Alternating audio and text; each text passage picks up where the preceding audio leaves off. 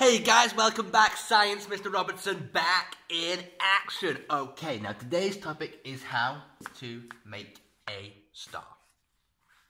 Stars are not living things, but stars are born and stars, they die. This is going to tell you about how that happens. Remember, firstly, we're in the middle of space. The emptiest thing known to man. There is nothing there. Almost. There are very small particles floating around space. Most of them now are kept up in other planets or stars or big massive things, but there are little things floating around. In my universe, I have 4 right now. 4 little dots, 4 little particles. And where do they go? What happens is they feel a force, an attractive force that brings them together. That force is called gravity. Gravity is attractive. So this one moves in this way, in this way, in this way, in this way, until they are all together in the middle. And then they're together. There's more of them, more mass, so there's more gravity. And then things that are further away might start moving as well. And more things, and more things, and more things. Until we get a cloud of dust and gas that floats around each other. That is called a nebula. That is how a star is formed. Because what happens in this nebula, there's more and more particles pushing in. Meaning the forces are getting more. The temperatures are going up. The pressures are rising. And eventually what happens when you get to millions and millions of those degrees is that 2 of those smallest, the hydrogen atoms, the smallest atoms we have, 2 of those go to 1 helium. When a nebula starts and gets hot enough to become an actual star, you've got the hydrogen, use the H symbol, which changes to helium when you push the hydrogens together. This is nuclear fusion, which you may or may not have heard about. But this can only happen in the middle of stars, when the temperature is so incredibly hot and the forces, you are pushing atoms together and they are not bouncing off. This is incredible. It only happens when you get the nebula so big and so perfect that you can make a star. And what happens in a star is, of course, hey, there is lots of light coming out of that star, because that light is the energy that is made. When you have this hydrogen pushed together and make the helium, a tiny little fraction of that is energy. But hey, you're breaking an atom. Atoms have a lot of energy inside of them. And that energy flies out across the entire universe. The light energy is made. This part here is called the main sequence. And this is where the star lives and is balanced. Our sun, the sun up in the sky, is in its main sequence. It is burning the fuel as normal. Hydrogen is getting crushed together in the middle, and there is light coming out of our star. But that's great. It's great. It burns. It burns. Our sun is doing a great job of that.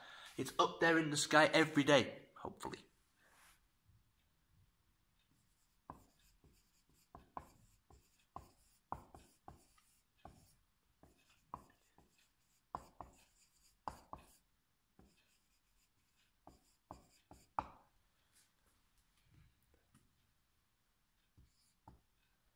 What happens when the hydrogen runs out?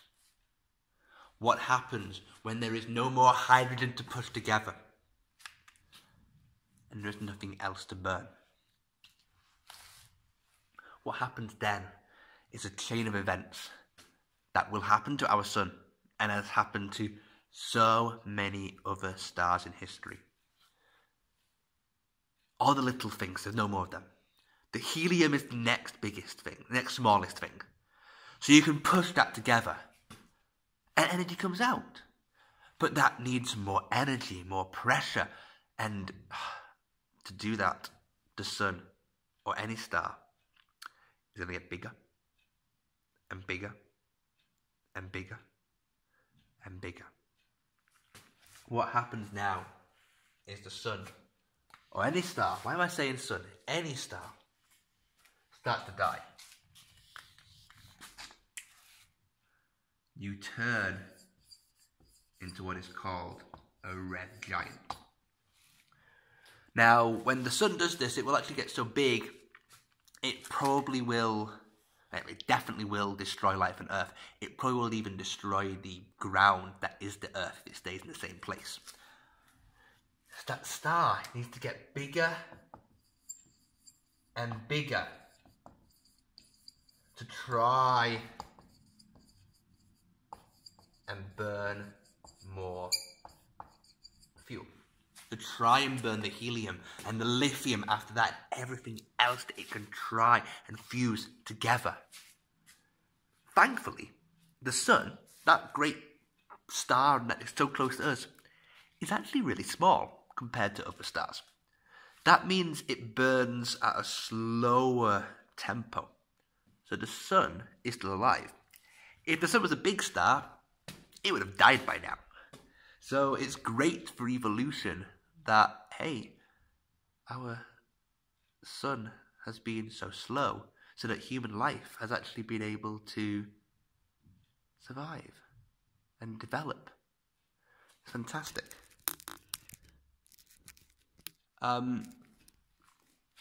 You also then have to think about what happens after that, because it burns more and more and more fuel, but then, hey,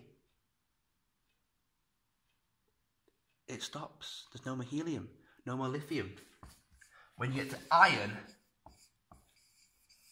it is game over. And this is where it gets different. Because at iron, you can't make anything more. You can't push the iron together and get energy out. And the star dies. Some different things happen, depending on the kind of star. If you're a small star, you collapse. And you make a tiny, compact little thing called a white dwarf. If you're a big star, and you stay that for a long time, and eventually go to a black dwarf, and you're just a little blob of mass, nothing special. If you're a big star, you explode into something called a supernova. The collapse is so big and so fast that it can't contain it just by shrinking down inside, and it explodes in a huge explosion that would cover. And if there was a supernova within 20, 30, 40 light years away from Earth, we are obliterated by the energy coming out of it. This is a huge amount of energy that would destroy everything around it. If you're an even bigger star, the biggest, after the supernova, the energy that is left is so much that there is a black hole. People ask me what is in the middle of a black hole. What is that all about? Quite simply, a black hole is when the mass is so strong and so dense in that collapse that light can't even escape. The light is sucked in by gravity, and we teach light has no mass.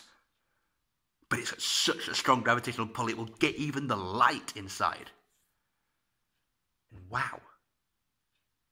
You know what's inside a black hole? There's no other side. You are just crushed. Every single part of you is just crushed by the intense gravity. You'd be crushed on Jupiter. You'd be crushed miles away from a black hole. The gravity is so strong.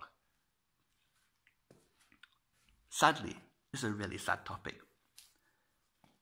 Earth has been around for about 4.5 billion years. In about 1 billion year, which is, hey, a long time, 1 billion years, but in 1 billion year, it'll be too hot to live on Earth. In 3 billion years, Earth will be probably gone.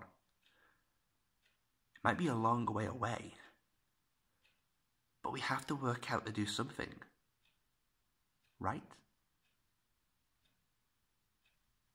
Take care.